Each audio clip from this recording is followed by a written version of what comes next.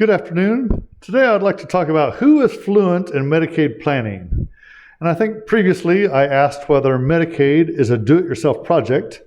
We also told you about the accountant who was very knowledgeable about tax law, but made a costly mistake when it came to Medicaid for his mother. Hi, I'm Todd. I worked with the long-term care Medicaid unit for 5 years. We processed financial eligibility for nursing homes, assisted living clients, and in-home care. I'm not an attorney. I do not provide legal aid advice. We did review work submitted by the attorneys when I was working in the Medicaid office, and sometimes had to coach them on how to comply with the laws. I do provide expert assistance around Medicaid applications. We plan and preserve assets for the community, spouse, and families.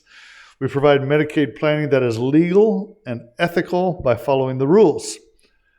So, who is fluent in Medicaid planning? And here we have 3 categories that I want to just mention briefly. First of all, we have the legal planning, attorneys. We have financial planning, CPAs and financial planners. And then the medical planning with Medicaid nurses and so on. Nurses in the community, nurses in the nursing home, nurses in home care, the medical community. So I just want to look at these 3 a little bit. Medicaid assistance usually comes from professionals in one of these 3 backgrounds: legal, financial, or medical. All of these are highly specialized fields that are highly regulated. They require training and licenses to practice. And so I just want to look at these a little bit. Who is fluent in Medicaid planning and who should be helping you? So let me just look at it a little bit today. First thing I want to look at is the legal.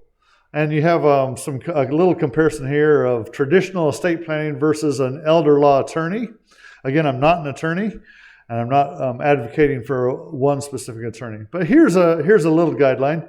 Estate planning, normally we think of minimizing estate taxes, avoiding probate court. That's what happens after you've passed away, what happens with your stuff. Distributing assets from the deceased person to his or her heirs. Sometimes this is called death planning. And then an elder law attorney does some estate planning, plus they work on the long-term care disability and care planning and protect assets for use in their lifetime. So sometimes this is called longevity planning. So that's one way to think of the differences between estate planning and elder law and an elder law attorney. An elder law attorney likes to think of themselves, their job is to increase the quality of life of the clients, not just to figure out who gets what after you pass away. Now, if you're going to go to an elder law attorney, here's a few questions you might consider. The first one is, how many Medicaid applications does your firm complete in a year? How many families do you help? And then, how many veterans does your firm assist with in getting the VA aid and attendance? And then, how many elder law-oriented estate plans does your firm do in a year? So those would be some questions perhaps for your elder law attorney to see if they're qualified to help you with Medicaid planning. The second area of experts or authorities or eligible assistance with a Medicaid case might be your financial planner. So here you have CPAs and financial planners. So CPAs are the money experts about taxes and everything that happened in the past. At least that's one way to look at it. And financial planners are the various financial products, including retirement funds, investment accounts, certain insurance products, everything about planning for the future. And for transparency, I need to mention that I do have my life and health insurance license. I work primarily as a long-term care Medicaid professional, but there are certain situations where financial products can help us reach those goals. And so that's for transparency's sake. So if you're going to work with a CPA or a financial expert, maybe there's a few things you could ask on those. How will it affect my taxes? That's a good question for your CPA. If I move this money from here to there, how's it going to affect my taxes? If I take it out of my retirement fund, what's going to happen? Okay. For financial planners, how many Medicaid compliant products have you issued in the last year? Okay. There's a very few companies that deal with Medicaid compliant products. And so a lot of financial planners, they get paid commissions. They have vested interest in keeping your funds in their financial products, but many do not know Medicaid. And so especially when they tell you not to move any funds, maybe you get a second opinion, right? You might ask them, are you familiar with advanced Medicaid planning that allows a couple to preserve virtually all their assets and a single person to usually preserve half of their assets? If they don't know those rules or tell you that's not a possibility, they don't know what they're talking about, okay? Just throwing that out there. Well, the other category that I just wanted to mention, and maybe helping with Medicaid planning would be the medical, the nurses. Many may have worked in some form of elder care, in-home care, assisted living, and nursing home. They generally want to help. Their primary knowledge base is medical, but they're willing to help where they can, and sometimes have learned some things about Medicaid. Now, all of these are experts. Not all of them are experts at Medicaid. In fact, in each of those fields that we talked about, we go back there and look at that first slide.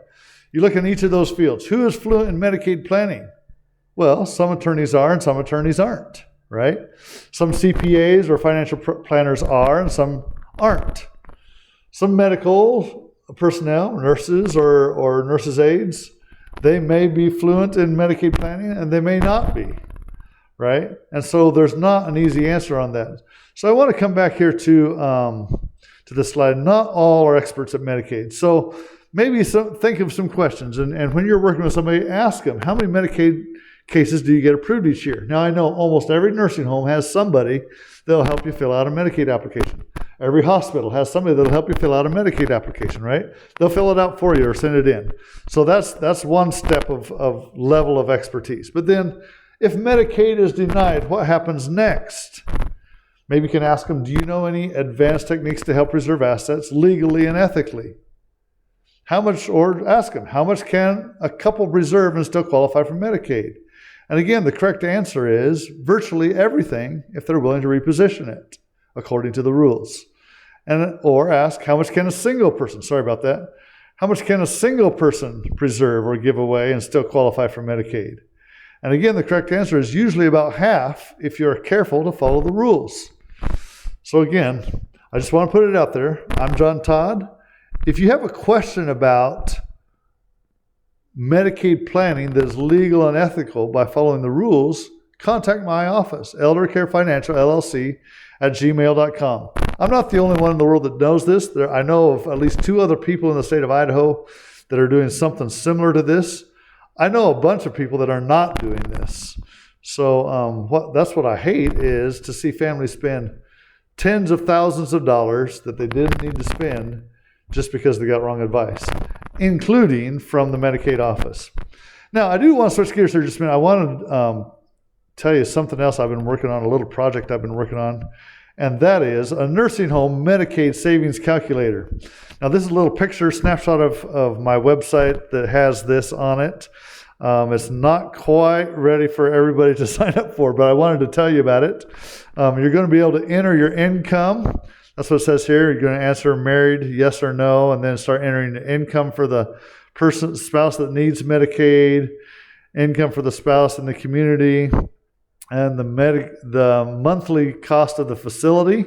Enter that information, and as you scroll down that other page, it's going to ask you for your resources for you and your spouse. And then the calculator is going to show you if you need to spend down and how much. By the way, that's also the same amount that how much could advanced savings help you protect. And it calculates a different calculation. There's kind of complex formulas there. And it's different for if you're married or whether you're a couple. And then also it shows you how long your assets will last if you do nothing. And it also helps calculate how much you can anticipate your share of cost to be. And then when I have this ready, I also have a few little training videos about how to enter the information and how to interpret it. So anyway, I'm excited. I'm hoping that I'll have this ready just in a few days, make it available to you. Well, this is John Todd, and contact me if you have questions, Elder Care Financial LLC at gmail.com, and hope to talk to you soon. Thanks. Have a great day.